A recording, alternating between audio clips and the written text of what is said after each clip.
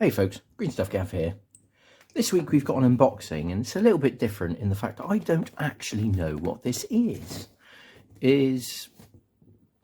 Obviously it's turned up at the house, got a big fragile. It's not a...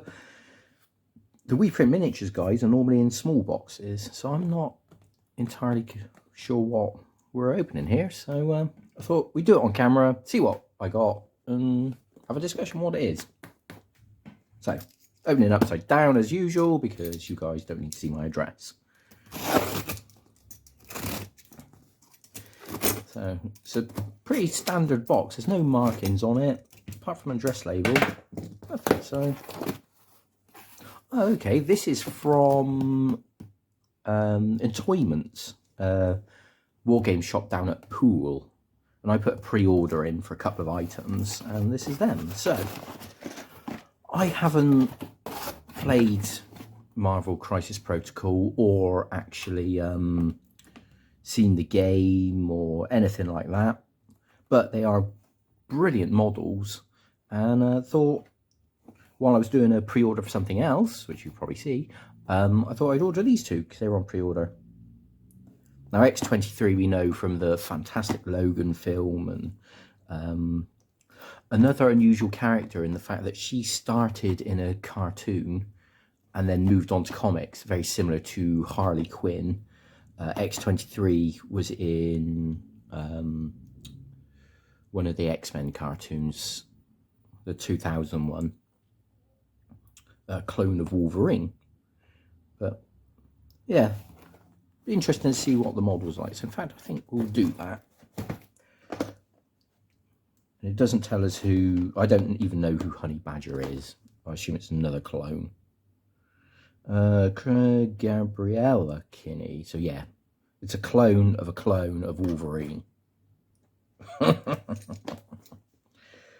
Good old comic books. Presumably she came in the comics first.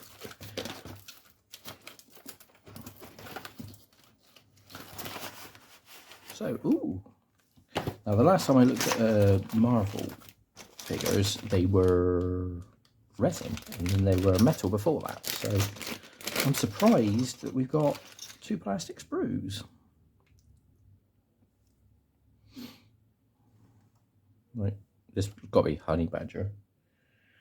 Single claw. Right, look how thin that is. Tiny little thin plastic thing.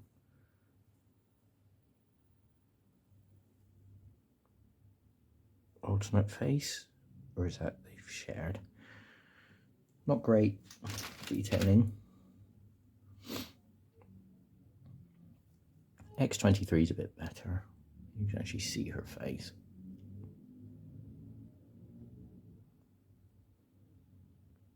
Oh, that's cool. A bit of flash in.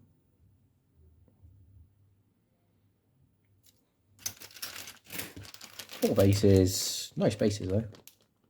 Odd size.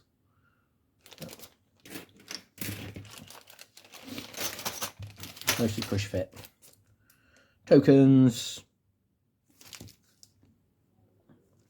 Don't know who Jotun the Unstoppable is, but the Wolverine. Oh, I assume that's a team then.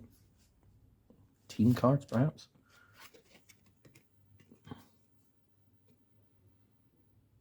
Okay, so only X-23 and Wolverine. When they're within 2 inches of each other, they cannot be pushed or thrown.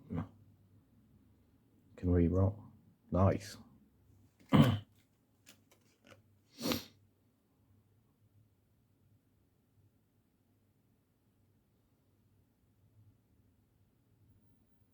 assume Jonathan the Unstoppable is a pet's actual Honey Badger.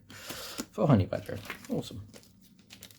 Stack cards, which don't actually come out the thing. Let's do this the other way then. Power tokens, I presume. I honestly have never seen any of the Crisis Protocol stuff. Claw slash, hamstring, too dangerous to ignore.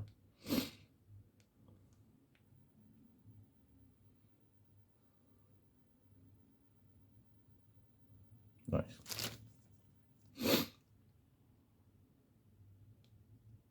Yeah, quite cool.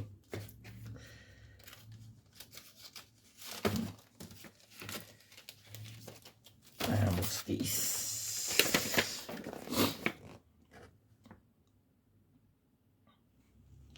Please download the assembly instructions. So put a sheet in saying download the instructions. A sheet with only those two characters on. I'm not entirely sure on that.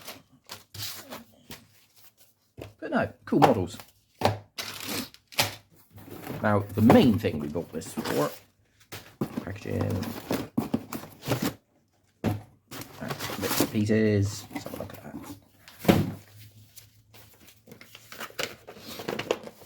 Entoyment. Great big gaming room, loads of stock, like loads of board games, and your standard like GW. They do a whole load of other things like the Flames of War guys. They do the Fallout stuff. Beachheads. Their last weekend was a show they did. But no, I can recommend the Entoyment guys. Really good. And what's it? Is this just a receipt? This is just a receipt. You don't need to see that. But more importantly, I've painted the entirety of the Warhammer Underworlds range. Got most of it in trades and picked up bits and pieces here and there. And obviously Harrow Deep is the latest season. And this is a Pirate Ogre warband. So let's have the deckers at this. We can just cut the tabs. That's better.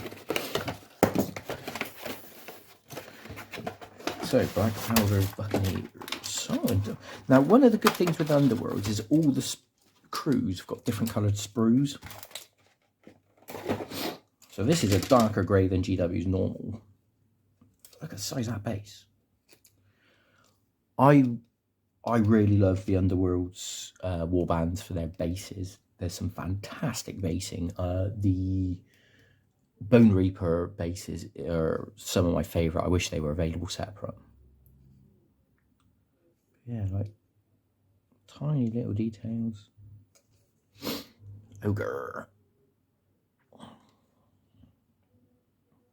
A sprue just for the ogre. Monster. Oh, and his sword is on another sprue. Noblar.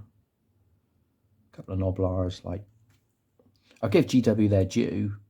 I don't know if that's a breakage dress designed, but their sprue work is fantastic. Like, I obviously comment about 3D printing and how fine detail they can get, and they're not quite there with plastic, but they're pretty close. Ooh, excuse me. Yeah, like these little fingers, tiny little teeth on the monkey, spider monkey. Bases aren't quite as interested on these ones, but they'll look good painted up.